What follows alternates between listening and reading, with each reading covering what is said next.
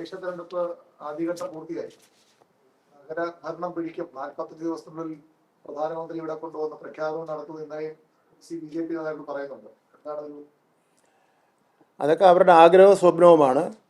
ഇടതുപക്ഷ ജനാധിപത്യ മുന്നണിയുടെ നേതൃത്വത്തിലുള്ള ഒരു ഭരണ സംവിധാനം തിരുവനന്തപുരം നഗരസഭയിൽ ഉണ്ടാകുമെന്നുള്ള കാര്യത്തിൽ യാതൊരു സംശയവും വേണ്ട.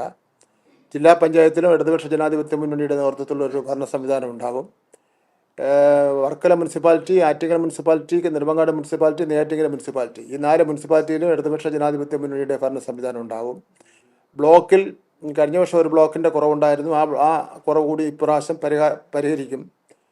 പിന്നെ പഞ്ചായത്തിലും കഴിഞ്ഞ പ്രാവശ്യം ഉണ്ടായിരുന്നതിനേക്കാൾ എൻ്റെ എണ്ണത്തിൽ നേരിയ വർധനവ് ഉണ്ടാവും. തിരുവനന്തപുരം നഗരസഭയിൽ BJPയുടെ കൗൺസിലർമാരുടെ എണ്ണം കുറയും എന്നുള്ള കാര്യത്തിൽ ഒരു തർക്കവും വേണ്ട.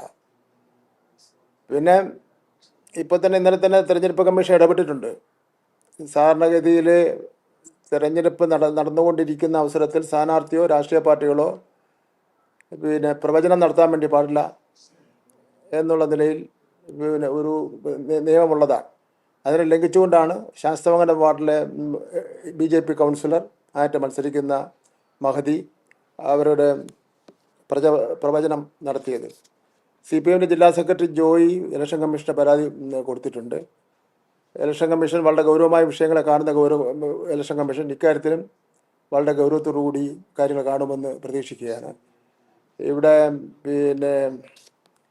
നിരന്തരമായി ശാസ്തമംഗലത്ത് മത്സരിക്കുന്ന BJPയുടെ സ്ഥാനാർത്ഥി തെരഞ്ഞെടുപ്പ് ചട്ടങ്ങൾ ലംഘിക്കുകയാണ്. IPS എന്ന് വയ്ക്കാൻ പാടില്ല എന്ന് അറിഞ്ഞുകൂടാത്തവരല്ല സ്ഥാനാർത്ഥി. ജനങ്ങളെ സ്വാധീനിക്കുന്നതിന് വേണ്ടി IPS എന്നുള്ള കാര്യം വെച്ചു. ഇലക്ഷൻ കമ്മീഷൻ ഇടപെട്ടു, നല്ല കാര്യം. ഇടപെട്ടതിന് ശേഷം അത് പിൻവലിക്കുന്നതിന് വേണ്ടി തയ്യാറായി. ഇന്നലെ മഞ്ചൂരുണ്ടായ ഒരു സംഭവം BJP മറുപടി പറയേണ്ടതാണ്. ഒരു ട്രാൻസ്ജെൻഡർ വോട്ട് ചെയ്യുന്നതിന് വേണ്ടി വന്നപ്പോൾ അവരെ അപമാനിച്ച് അയക്കുകയും അവരെ വോട്ട് ചെയ്യാൻ അനുവദിക്കാത്ത നിലയിൽ സംഘർഷം സൃഷ്ടിക്കുന്നതിന് വേണ്ടി തയ്യാറാകുകയും ചെയ്തു.